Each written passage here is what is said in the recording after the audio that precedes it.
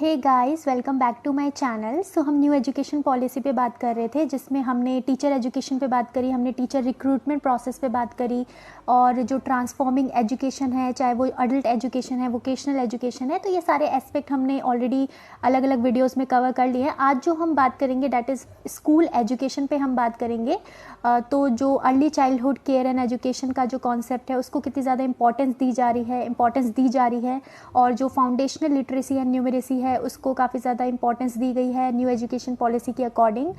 तो उसका यूज़ करके किस तरह से ड्रॉप आउट्स को री इंटीग्रेट किया जाएगा, और जो एक नया प्रोग्राम शुरू होगा दैट इज़ कॉल्ड NTP, जिसमें जो बच्चे हैं वो ट्यूटर का रोल प्ले करेंगे। तो इस तरह की चीज़ें हम देखेंगे इस वीडियो में कि क्या क्या नई नई चीज़ें इंट्रोड्यूस हुई हैं स्कूल एजुकेशन में, और किस तरह से जो करिकुलम है, पेडागोजी है, वो किस तरह से होगी। एक नया स्ट्रक्चर जो इंट्रोड्यूस हुआ है 5+3+3+4 का, वो किस तरह से चेंजेस लेके आएगा। तो वो सारी बातें हम इस वीडियो में कवर करेंगे।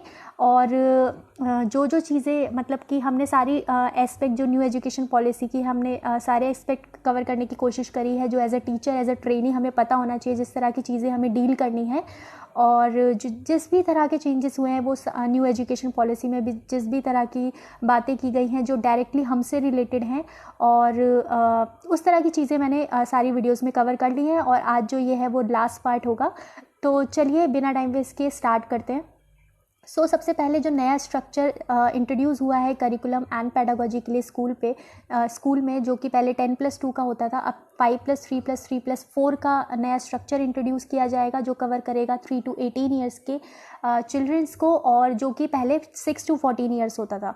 तो अब जो नया स्ट्रक्चर है, जो 5+3+3+4 का जो स्ट्रक्चर है, उसी के बेस पे फिर हमारा करिकुलम और पेडागोजी मेथड्स डिसाइड किए जाएंगे, जिसमें 5 इयर्स फाउंडेशनल स्टेज को कहा जाएगा, जो कि इंक्लूड करेगा 3 to 8 ईयर्स के चिल्ड्रन को, जिसमें 3 to 6 ईयर्स के जो चिल्ड्रन होंगे उनको compulsory early childhood care and education दी जाएगी। उसके बाद फिर वो ग्रेड फर्स्ट एंड सेकंड में प्रमोट होंगे।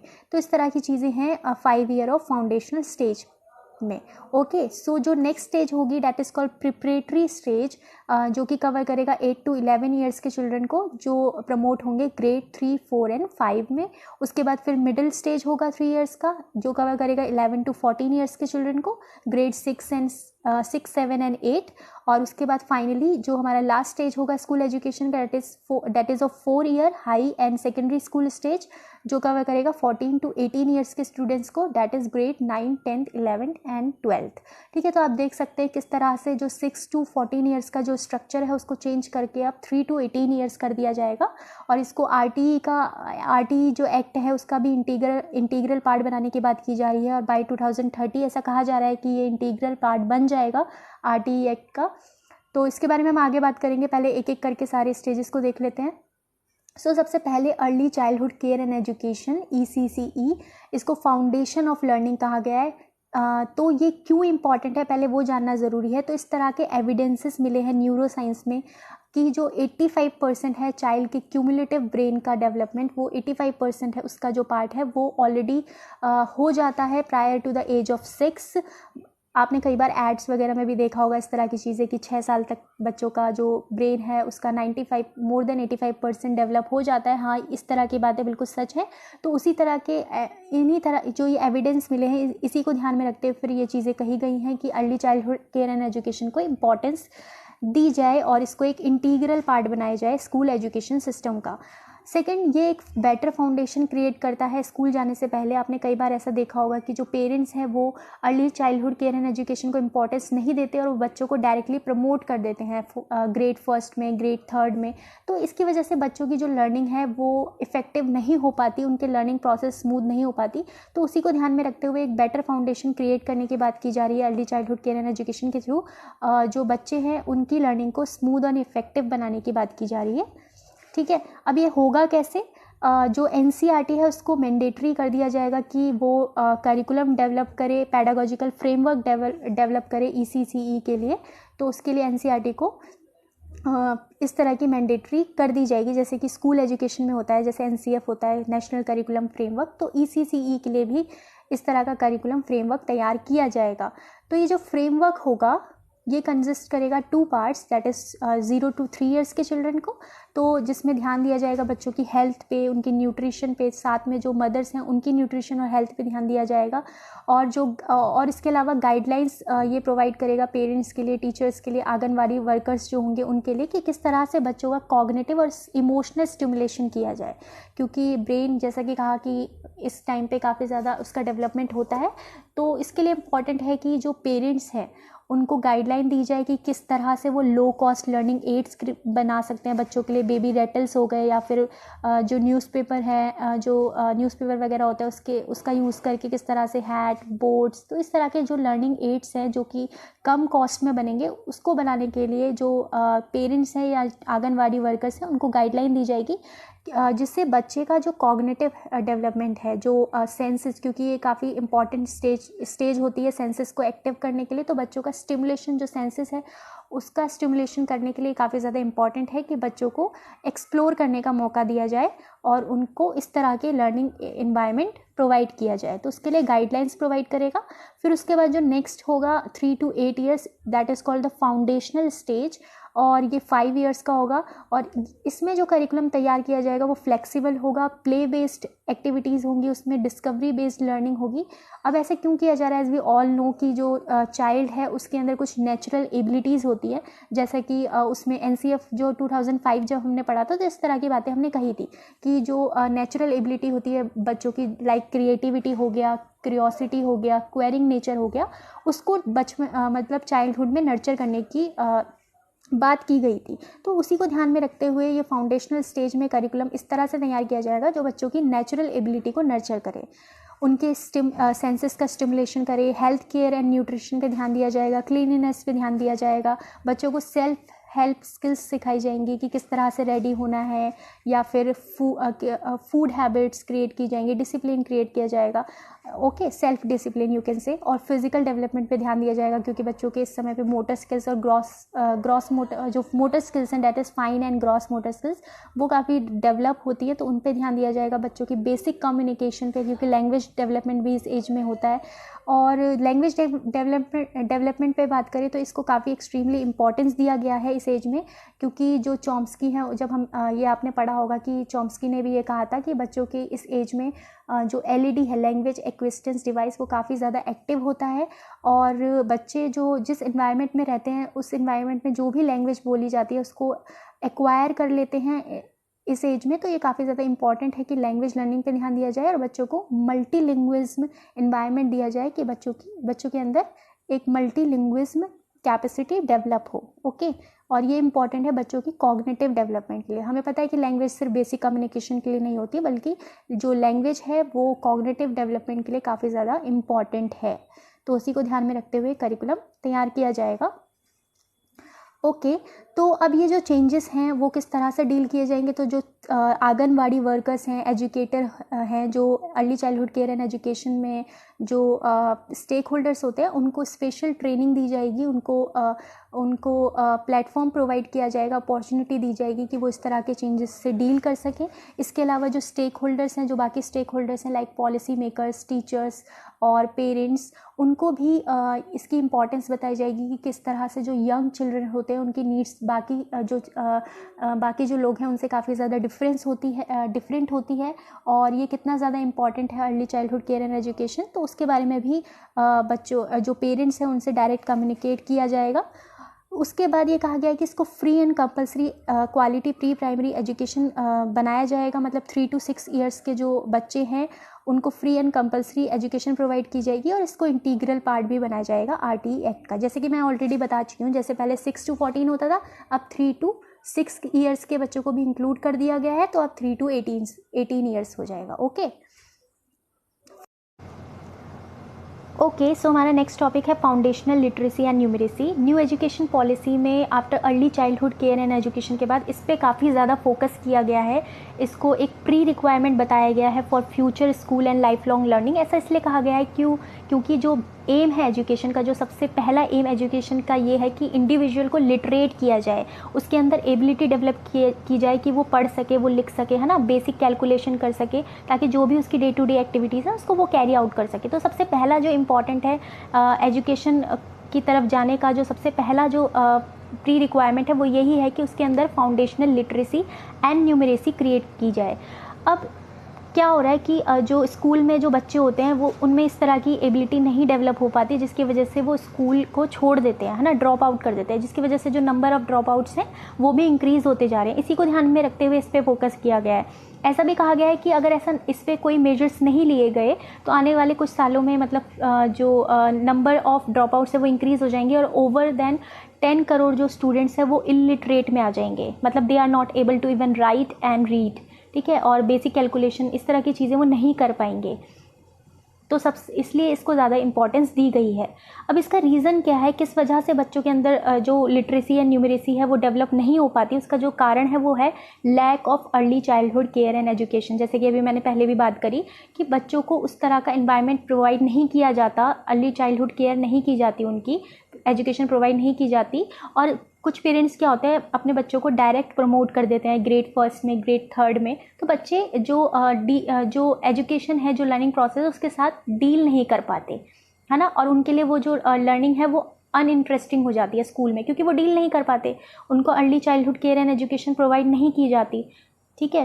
तो इस वजह से भी बच्चे ड्रॉप आउट्स मतलब स्कूल को छोड़ देते हैं और number of drop outs increase हो रहे हैं। अब क्या क्या मेजर्स लिए जाएंगे इसके लिए? सबसे पहले तो मिड डे मील प्रोग्राम का एक्सपेंशन किया जाएगा, जिससे बच्चे थोड़े मोटिवेटेड होंगे स्कूल में आने के लिए, है ना। और जो डिसएडवांटेज बच्चे हैं, ग्रुप जो अंडर प्रिविलेज बच्चे हैं जिनको प्रोवाइड नहीं होता है प्रॉपर फूड, उनको इसके थ्रू प्रॉपर मील प्रोवाइड होगा ताकि उनका जो टीचिंग लर्निंग प्रोसेस है वो इफ़ेक्टिव एंड प्रोडक्टिव बन सके। उसके अलावा करिकुलम को भी इस तरह से सेट किया जाएगा, ग्रेड 5 फर्स्ट से लेकर 5th तक जो करिकुलम होगा उसमें जो पर्टिकुलरली फोकस किया जाएगा उसको इस तरह से रीडिज़ाइन किया जाएगा कि वो फाउंडेशनल लिटरेसी या न्यूमरेसी पे फोकस करे। वर्क बुक्स प्रोवाइड की जाएंगी टेक्स्ट बुक के अलावा, जिस पे बच्चे खुद प्रैक्टिस कर सकते हैं, सेल्फ प्रैक्टिस कर सकते हैं। लैंग्वेज एंड मैथमेटिक्स के ऊपर ये वर्क बुक्स प्रोवाइड की जाएंगी। फिर एक नेशनल ट्यूटर प्रोग्राम का इंस्टीट्यूशन भी होगा। इस प्रोग्राम में क्या होगा, जो स्टूडेंट्स हैं जो बेस्ट परफॉर्मर होंगे, ठीक है, उनको चूज़ किया जाएगा ताकि वो जो उनके जो यंग लर्नर्स हैं उसको वो हेल्प कर सके इस तरह की फाउंडेशनल लिटरेसी या न्यूमरेसी डेवलप करने में, ठीक है। तो इसके लिए उनको सर्टिफिकेट भी प्रोवाइड किया जाएगा। तो इस तरह के इनिशिएटिव लिए जाएंगे जो बच्चों को मोटिवेट करेंगे। फिर ओके, सो नेक्स्ट यहाँ पे है remedial instruction aids programme RIAP। ये एक टेम्प्रेरी 10 ईयर प्रोजेक्ट इंस्टीट्यूट किया जाएगा जिसमें इंस्ट्रक्टर को चूज़ किया जाएगा, specially women from local communities and disadvantage group. तो जो वुमेन्स हैं उनको चूज़ किया जाएगा एज ए इंस्ट्रक्टर, ताकि जो बच्चे जिनमें इस तरह की एबिलिटी नहीं है, who are not able to read and write and do basic calculation, तो उनकी वो हेल्प कर सकते हैं। और इसके लिए इनको ट्रेनिंग भी प्रोवाइड की जाएगी कि ये बच्चों की हेल्प करें। और इससे क्या होगा, जो वुमेन पे यहाँ पे काफ़ी ज़्यादा इसलिए फोकस किया गया है ताकि जो गर्ल्स का एनरोलमेंट रेशो है वो भी इंक्रीज़ हो स्कूल में, तो इसलिए भी इस चीज़ पे काफ़ी ज़्यादा फोकस किया गया है। और साथ में जो वुमेन्स हैं उनको एम्प्लॉयमेंट भी मिलेगा इसके थ्रू। तो इस तरह की चीज़ें की गई हैं। नेक्स्ट यहाँ पे बोला है रेगुलर अडेप्टिव असेसमेंट किया जाएगा बच्चों का। अडेप्टिव असेसमेंट की ये जो टर्म यूज़ हुई है यहाँ पर, इसको मैं ऑलरेडी वैसे मैं बता चुकी हूँ लास्ट वीडियो में। अडेप्टिव असेसमेंट क्या होता है, वो असेसमेंट जो बच्चों के नीड के अकॉर्डिंग, बच्चों की लर्निंग पेस के अकॉर्डिंग अडेप्ट कर ले। ओके, तो इसमें जो हेल्प ली जाएगी वो कंप्यूटर की हेल्प ली जाती है, जो कि मैं बात कर चुकी हूँ, ठीक है। उसके बाद नेक्स्ट यहाँ पे है पेरेंटल पार्टिसिपेशन। पेरेंटल पार्टिसिपेशन को इम्पोर्टेंस दी जाएगी क्योंकि ये काफ़ी ज़्यादा इम्पॉर्टेंट है कि जो लर्निंग जो है बच्चे की वो पेरेंट्स को पता होनी चाहिए, ताकि पेरेंट्स भी उस पर फोकस कर सके कि कहाँ पे बच्चों को किस तरह से उनकी लर्निंग को फैसिलिटेट किया जाएगा। नेक्स्ट यहाँ पे प्यूपल टीचर रेशियो को बोला है कि 30:1 के अंडर ये होना चाहिए हर स्कूल में, तो उस पर भी फोकस किया जाएगा। ओके, सो नेक्स्ट टॉपिक है री इंटीग्रेटिंग ड्रॉप आउट्स को री इंटीग्रेट करना। क्यों री इंटीग्रेट करना? ताकि यूनिवर्सल एक्सेस हो सके एजुकेशन में, हर कोई एजुकेटेड हो। और ये इसलिए इम्पॉर्टेंट है क्योंकि फाउंडेशनल लिटरेसी एंड न्यूमरेसी की कमी होने के कारण बच्चे ड्रॉप आउट कर देते हैं, जैसे कि अभी थोड़ी देर हमने पहले बात करी इस बारे में।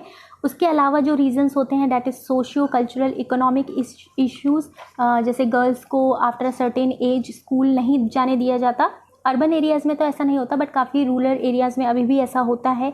इकोनॉमिक इश्यूज़ की वजह से बच्चे नहीं जा पाते, लैक ऑफ सेफ्टी की वजह से, है ना, और कुछ बच्चों को इंटरेस्ट ही नहीं होता स्कूल जाने में, है ना।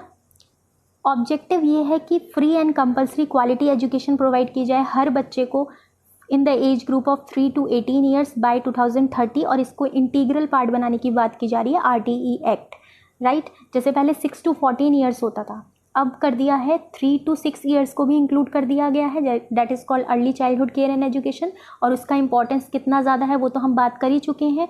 और जो 14 to 18 ईयर्स हैं उसको भी इंक्लूड कर दिया गया है RTE एक्ट का, उसको पार्ट बनाने की भी बात की जा रही है। ओके, सो अब करिकुलम देख लेते हैं, curriculum and pedagogy in school. So early childhood के बारे में तो हम बात कर ही चुके हैं, उसका करिकुलम कैसा होगा। तो प्रिपरेटरी स्टेज की बात करते हैं यहाँ पे, ग्रेड 3, 4 एंड 5। तो इस स्टेज में भी जो करिकुलम होगा वो play, discovery and activity based होगा, और जो फोकस किया जाएगा वो किया जाएगा लिटरेसी एंड न्यूमरेसी पे। सो नेक्स्ट है मिडिल स्टेज, ग्रेड 6, 7 एंड 8। इसमें जो पेडागोजिकल एंड करिकुलर स्ट्रक्चर होगा वो फॉर्मल होगा, एंड जो एब्स्ट्रैक्ट कॉन्सेप्ट हैं अक्रॉस द डिफरेंट सब्जेक्ट्स उनको इंट्रोड्यूस करवाया जाएगा। और जो लर्निंग है वो होगी कंस्ट्रक्शन ऑफ नॉलेज, है ना, यही हमने बात करी थी। NCF 2005 भी यही चीज़ कहता है। तो जो बच्चों की प्रीवियस नॉलेज है, जो उनका एक्सपीरियंस है, उसका यूज़ करके बच्चों की नई नॉलेज को कंस्ट्रक्ट करवाया जाएगा। इस तरह का करिकुलम होगा यहाँ पे। नेक्स्ट आ जाते हैं secondary stage, that is grade 9, 10, 11 and 12। अब जैसे कि पहले जो higher secondary and junior college का जो नोशन होता था 11, 12 का, वो एलिमिनेट हो जाएगा। अब जो सेकेंडरी स्टेज है वो ग्रेड 9 से लेकर 12 तक इंक्लूड होगा उसमें, और इसमें 4 year of multi disciplinary study होगी बच्चों की। मतलब मल्टी डिसिप्लिनरी मतलब सिर्फ एक सब्जेक्ट नहीं, अलग अलग डिफरेंट सब्जेक्ट्स होंगे इसमें, और बच्चों को फ्लेक्सिबिलिटी दी जाएगी कि वो अलग अपनी इंटरेस्ट के हिसाब से कोर्सेज़ को सिलेक्ट कर सके। कोई भी हार्ड सेपरेशन नहीं होगा आर्ट्स एंड साइंस में। अब ऐसा इसलिए कहा गया है क्योंकि जैसे पहले क्या होता था, जो साइंस का बच्चा है वो अगर उसको आर्ट्स के किसी सब्जेक्ट में इंटरेस्ट है तो वो उसको नहीं चूज़ कर सकता था, बट अब ऐसा नहीं होगा। बच्चा साइंस भी पढ़ सकता है और आर्ट्स का भी कोई सब्जेक्ट चूज़ कर सकता है, या बच्चा आर्ट्स के सब्जेक्ट चूज़ करके साइंस का भी कोई सब्जेक्ट चूज़ कर सकता है, यू कैन से दैट। ठीक है, तो इस तरह की चीज़ें होंगी, किसी भी तरह का हार्ड सेपरेशन नहीं होगा। इसके अलावा जो करिकुलर सब्जेक्ट्स होते थे, लाइक जो डिफरेंट नॉलेज सब्जेक्ट होते थे, और जो एक्स्ट्रा करिकुलर एक्टिविटीज़ होती थी उसमें काफ़ी ज़्यादा डिफरेंस होता था, जिसकी वजह से इस पे ध्यान नहीं दिया जाता था एक्स्ट्रा करिकुलर एक्टिविटीज़ पे। But as we all know that कि ये एक इंटीग्रल पार्ट है for the overall development of the child. तो इस तरह के जो सेपरेशन है उसको भी हटाया जाएगा, इस तरह का सेपरेशन नहीं होगा। उसके अलावा जो वोकेशनल और एकेडमिक स्ट्रीम है उसमें भी किसी भी तरह का सेपरेशन नहीं होगा, दोनों को इम्पॉर्टेंस दी जाएगी। ठीक है, फिर नेक्स्ट यहाँ पे बात करते हैं home language and mother tongue. Home language को मीडियम ऑफ इंस्ट्रक्शन की तरह यूज़ किया जाएगा, क्योंकि ऐसा माना जाता है कि जो बच्चा है वो अपनी होम लैंग्वेज में कॉन्सेप्ट्स को अच्छे से समझ पाता है। तो इसी की वजह से इसको इम्पॉर्टेंस दी जाएगी। अप टू ग्रेड 5 इसको मीडियम ऑफ इंस्ट्रक्शन की तरह यूज़ किया जाएगा, और बहुत सारे स्कूलों में इसको ग्रेड 8 तक भी यूज़ कर सकते हैं। फिर उसके बाद साइंटिफिक टेम्पर इनकलकेट करने की बात की जा रही है। अब काफ़ी ज़्यादा यहाँ पे बच्चों को कन्फ्यूजन होगा कि साइंटिफिक टेम्पर सिर्फ साइंस से रिलेटेड होता है। नहीं, साइंटिफिक टेम्पर एक वे ऑफ लाइफ है ना, एक वे ऑफ लाइफ है, एक एटीट्यूड है, जिसमें बच्चे के अंदर लॉजिकल थिंकिंग डेवलप होती है, उसके अंदर क्वेश्चनिंग नेचर डेवलप होता है, एनालिसिस करना वो सीखता है, क्रिटिकल एनालिसिस, मतलब चीज़ों को एज इट इज़ एक्सेप्ट नहीं करता। टीचर ने जो बोला उसको as it is as a information नहीं लेता, बल्कि उसको अपने जो परसेप्शन है, अपनी नॉलेज के हिसाब से, अपने प्रीवियस एक्सपीरियंस के हिसाब से, लॉजिक के हिसाब से समझने की कोशिश करता है। That is called scientific temper. और इसको सिर्फ साइंस में ही नहीं बल्कि ऑल ओवर द सब्जेक्ट्स, मतलब जितने भी सब्जेक्ट्स हैं, ऑल ओवर द करिकुलम जितने भी सब्जेक्ट्स हैं, सब में इस तरह के एटीट्यूड को डेवलप करने की बात करी गई है इसमें। ओके, नेक्स्ट एस्थेटिक सेंस को डेवलप करने की बात करी गई है। कम्युनिकेशन, बेसिक जो कम्युनिकेशन है उसको डेवलप किया जाएगा। डिजिटल लिटरेसी काफ़ी ज़्यादा इम्पॉर्टेंट है इस टाइम पर, तो उस पर फोकस किया गया है। Knowledge of India, current affairs को इंक्लूड किया जाएगा। तो ये सारी चीज़ें इसमें कही गई है। उसके अलावा असेसमेंट पे जो फोकस किया गया है वो किया गया है असेसमेंट फॉर लर्निंग। मतलब जो असेसमेंट होगा वो बच्चों का, वो इसलिए नहीं होगा कि हमें बच्चों की लर्निंग चेक करनी है, नहीं, असेसमेंट होगा फॉर लर्निंग। और इसके बारे में हम ऑलरेडी बात कर चुके हैं जब हमने NCF 2005 करा था। तो कुछ चीज़ें तो सेम ही हैं जो मैं डिटेल में बात नहीं कर रही हूँ क्योंकि वीडियो काफ़ी ज़्यादा लंबा हो जाएगा इस वजह से। अगर आपको कोई डाउट्स रहते हैं तो आप पूछ सकते हैं। ओके, सो हमारा स्कूल एजुकेशन का जो पार्ट है वो भी कवर हो चुका है। इस तरह से जितने भी एस्पेक्ट हैं हमारी न्यू एजुकेशन पॉलिसी के वो सारे कवर हो चुके हैं और एक सीक्वेंस्ड वे में, एक ऑर्गेनाइज्ड वे में मैंने चीज़ें करने की कोशिश करी है। आई होप कि आपको ये वीडियोस पसंद आई होंगी और मतलब अगर आपने बाकी वीडियोस भी देखी हैं, आई होप कि आपको चीज़ें समझ में आ रही होंगी अगर आप देखेंगे तो सारी चीज़ें सीक्वेंस में। और अगर आपको ये वीडियो पसंद आए तो प्लीज़ इस वीडियो को लाइक करें, शेयर करें और सब्सक्राइब करें इस चैनल को, ताकि जो भी अपकमिंग वीडियोज़ हैं उसके रेगुलर अपडेट्स आपको मिलते रहें। और मिलते हैं नेक्स्ट वीडियो में। Till then, bye bye.